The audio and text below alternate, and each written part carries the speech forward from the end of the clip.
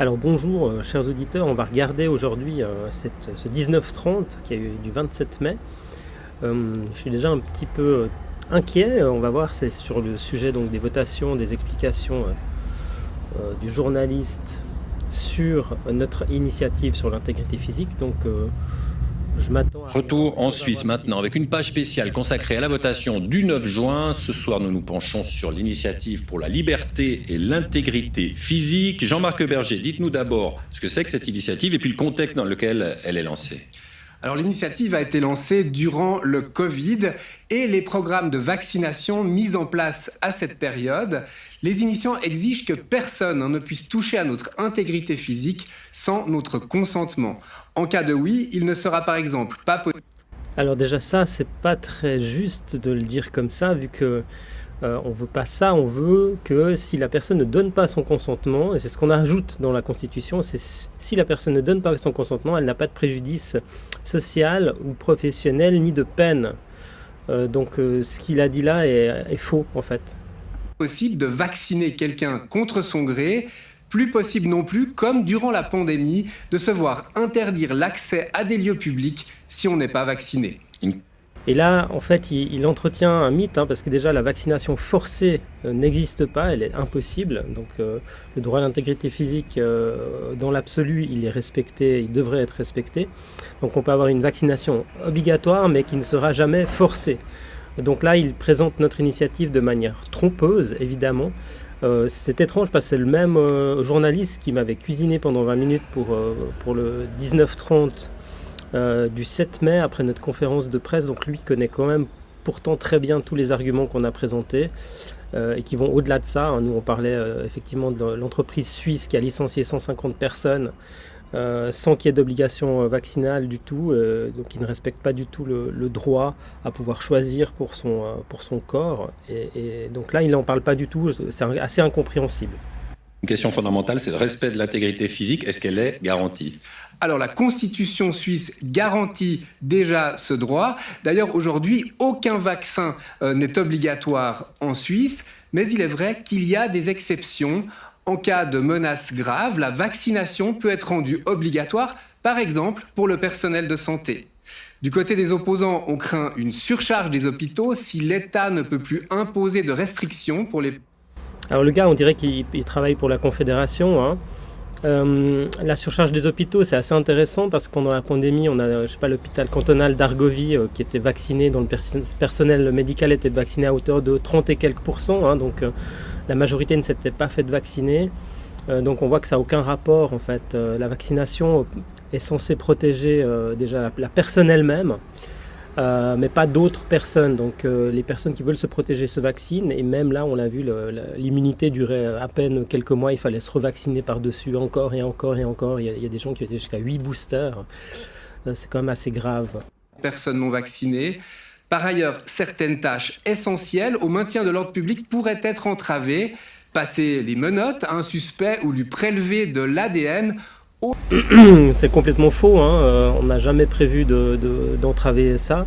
Ça c'est un mensonge, c'est tout à fait trompeur. Notre initiative ne touche pas du tout au travail de la police ni de la justice. Il y a déjà des exceptions qui existent. Donc c'est un argument du camp du non. Et donc si le gars vient présenter notre initiative, pour l'instant là, ce journaliste n'a rien présenté du tout à propos de notre initiative. Il n'a rien présenté de notre initiative. Tant de gestes que la police pourrait ne plus pouvoir faire.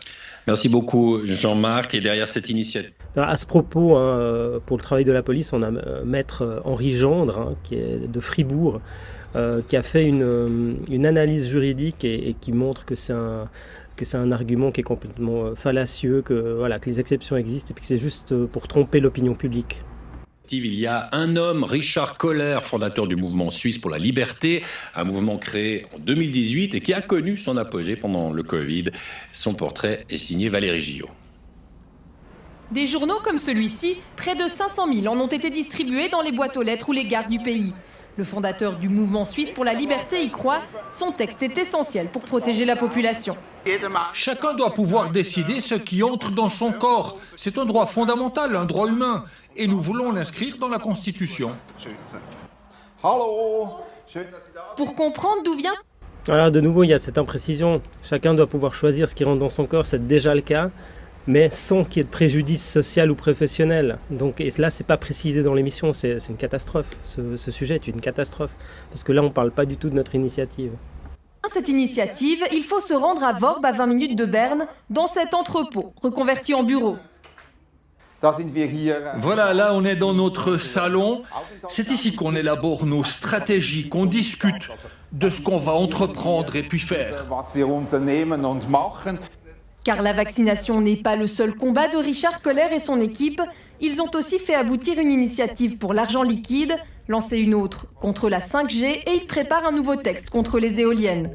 Tout ça grâce à un puissant réseau de bénévoles implantés dans les cantons et une organisation extrêmement bien rodée. On ne peut pas saisir les adresses des gens, ce serait contraire à la loi sur la protection des données. Mais en revanche, on peut savoir combien de personnes dans une commune ont signé une de nos initiatives. Ça, on a le droit de le recenser. Et ça nous donne des indications sur où faire campagne et où cibler nos actions. C'est un instrument de marketing. Les idées du mouvement sont aussi relayées sur YouTube et les réseaux sociaux. Un studio vidéo a même été installé dans les locaux. Et c'est l'ancien informaticien, également ancien membre de l'UDC, qui gère le montage. En 2019, l'Union européenne a publié une étude sur l'utilisation de puces électroniques. Alors déjà ça, la traduction a été mal faite parce que c'est en 2018. Hein. Et je crois que j'ai entendu en allemand la même émission que Richard m'a transmise, c'était 2018. Implantées sur des travailleurs. Et ça, pour moi, ça a été le déclencheur, le signal d'alarme. Vous diriez que vous êtes complotiste ? Voilà, et puis ce que on a dit aussi en conférence de presse, c'est que ces puces, elles pourraient être rendues obligatoires pour tout le personnel volant, pour les compagnies aériennes.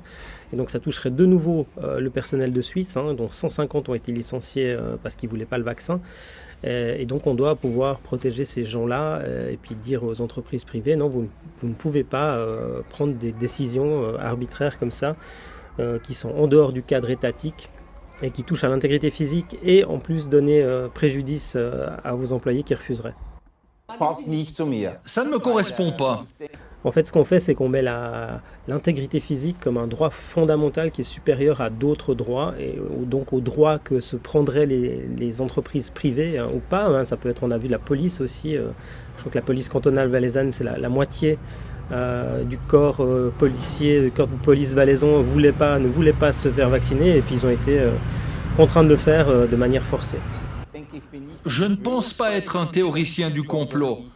Mais je m'interroge sur le futur de notre société et j'essaie d'anticiper et de corriger ce qui pourrait arriver. Le Covid a donné au mouvement une visibilité importante. Le vote du 9 juin prochain devrait déterminer son avenir à moyen terme. Pour les opposants, cette initiative ne se limite pas à la vaccination, mais elle pourrait entraver certaines missions de l'État, comme celle de la police. Explication Claire Eckersley, Thierry Clémence. C'était le 5 avril dernier, Elisabeth Baumschneider s'attaque à l'initiative pour la liberté et l'intégrité physique. Il lui faut un argument choc. L'initiative populaire pour la liberté et l'intégrité physique exige que l'État ne puisse porter atteinte à l'intégrité physique ou psychique d'une personne qu'avec son consentement. Qu'avec son consentement, c'est là que ça devient intéressant. La police, par exemple. Comment, en cas d'acceptation de cette initiative, la police va pouvoir faire son travail ? Alors là, de nouveau, c'est complètement faux. Donc Maître Henri Gendre l'a très bien noté. Notre intention en tant qu'initiant n'a jamais été d'entraver le travail de la police. Quand il y a une initiative populaire fédérale qui est mise en œuvre par le Parlement, l'intention des initiants est toujours prise en compte. C'est pas pour rien que le Conseil fédéral fait des dizaines, voire plus de 100 pages de rapports sur chaque initiative. C'est pour analyser les tenants et aboutissants, le contexte dans lequel l'initiative a été rédigée. Et ce contexte compte également au niveau juridique pour créer et adapter les lois, le cadre législatif. Donc là, en aucun moment, le travail de la police ne sera entravé par une initiative, il faut que ça soit clair. À aucun moment. C'est un mensonge, c'est un gros mensonge. D'autant plus que ce sont les mêmes qui disent ça, qui vont mettre en place cette initiative et puis adapter les textes législatifs. Donc les exceptions pour le travail de la police par rapport à l'intégrité physique existent déjà et ils vont continuer d'exister. Il n'y a aucun problème. Là, c'est un gros mensonge. D'ailleurs, c'est intéressant parce que là, la RTS fait fait semblant de parler de notre initiative. Pour l'instant, alors ils l'ont mal présenté au début, ils n'ont pas présenté ce qui était essentiel. Et là, ils sont les représentants de la Confédération. En gros, moi, c'est le sentiment que j'ai. Et puis là, ils remettent les arguments du camp du non. Alors que quand nous, on a eu notre conférence de presse, ils nous ont placé des arguments du camp du non dedans. Donc, je trouve que le traitement de la RTS là est complètement biaisé par rapport à notre initiative. Comment va-t-elle interpeller des gens comme ici lors des manifestations pendant la Covid? Alors ça, c'est super intéressant parce que dans la Convention européenne des droits de l'homme, et ça a été confirmé par un arrêt de la Cour européenne des droits de l'homme, le droit de manifester pacifiquement est un droit absolu. Donc ce qu'a fait la police en Suisse d'arrêter des gens comme ça qui manifestent pacifiquement, d'ailleurs on voit qu'ils sont exaspérés, c'est illégal et c'est protégé par la Convention européenne des droits de l'homme. Comment faire pour canaliser la foule? Lui demande. Et d'ailleurs c'est marrant parce que beaucoup de ces manifestations, enfin je me souviens d'une fin 2020 à fin décembre à Berne, donc il y avait peut-être 50 qui manifestaient, la police les a brutalisés, vraiment brutalisés, alors qu'une rue plus loin, sur les rues marchandes de Berne, il y avait donc les rues étaient bondées avec plein de gens qui ne portaient pas de masque, donc voilà. Et puis nous, parce qu'on manifestait là à 50, mais c'était symbolique, ça emmerdait les autorités. Alors là, ils ont matraqué, ils ont mis les gens à terre brutalement et ils ont fait usage de la force. C'est dégueulasse. Son consentement avant de la refouler, c'est peu réaliste. Le Conseil fédéral en est conscient. Certaines tâches dévolues à l'État ne seraient pas claires. Le travail de la police, par exemple. Et ouais, ils matraquent le truc. C'est un mensonge. C'est complètement fallacieux. C'est faux, c'est faux, c'est faux. Roger Gollet, lui, est parlementaire fédéral, étiqueté MCG, il siège avec le groupe UDC et il va voter contre son propre parti. Le maréchal de gendarmerie qu'il était va dire non à cette initiative, à ses yeux beaucoup trop dangereuse. La police ne pourrait plus demander à quelqu'un de souffler dans un tentilomètre. Alors ça, je répète, c'est du bidon, c'est du flan, ça n'existe pas. Roger Gollet, je crois qu'on a eu des contacts, si tu m'écoutes... S'il te plaît, relis les choses et puis regarde un peu ce qui se passe vraiment. Notre initiative ne touche pas à ça, ça n'a jamais été notre intention. Je ne sais pas dans quelle langue il faut le dire, quoi. Et là, vous l'avez entendu, ils ont matraqué ça pendant au moins 10 fois, donc c'est incroyable, en quelques minutes. De faire prélever l'ADN ou une prise d'empreinte ou même une fouille, voire une interpellation. La personne devrait donner son consentement pour que la police puisse continuer sa mission, ce qui n'est pas réalisable. C'est là où on voit l'effet pervers de cette initiative. La portée du texte, vous l'avez entendu, pourrait mettre à mal certaines tâches régaliennes. Voilà, c'est la fin de cette page spéciale consacrée aux votations du 9 juin. Il ne vous reste donc plus qu'à aller voter. Voilà, après qu'on vous ait fait bien peur, allez voter. Donc voilà, non, ça c'est de la propagande, ça n'a pas d'autre sens. En plus, Infrarouge refuse, on est le seul des 4 objets en votation le 9 juin, refuse de faire un débat là-dessus, c'est pas pour rien, parce qu'ils ont peur que nos arguments passent le petit écran et vous touchent. Donc diffusez cette vidéo là de rectification que je viens de faire et puis informez le plus de gens possible. On a un site là, initiative-intégrité.ch sur lequel vous pouvez trouver les vraies informations sur notre initiative et pas ce tissu de mensonges mal ficelés et qui ne vise qu'à faire peur aux gens et leur semer le doute pour qu'ils votent contre notre initiative. Je vais voir si je retrouve le texte. Voilà, ça c'est le texte donc de Maître Henri Gendre. Donc voilà, il dit: le Conseil fédéral, le Parlement fédéral et la conférence des gouvernements cantonaux recommandent de rejeter sans contre-projet l'initiative populaire pour la liberté et l'intégrité physique soumise au vote du peuple et des cantons le 9 juin 2024. Selon eux, cette initiative est excessive et dangereuse car elle va au-delà de la thématique vaccinale et contrarie les activités de l'État, particulièrement en matière de police, de sécurité, de poursuite pénale, d'exécution des peines, de mesures à des fins d'assistance d'armée, de police des étrangers et d'asile.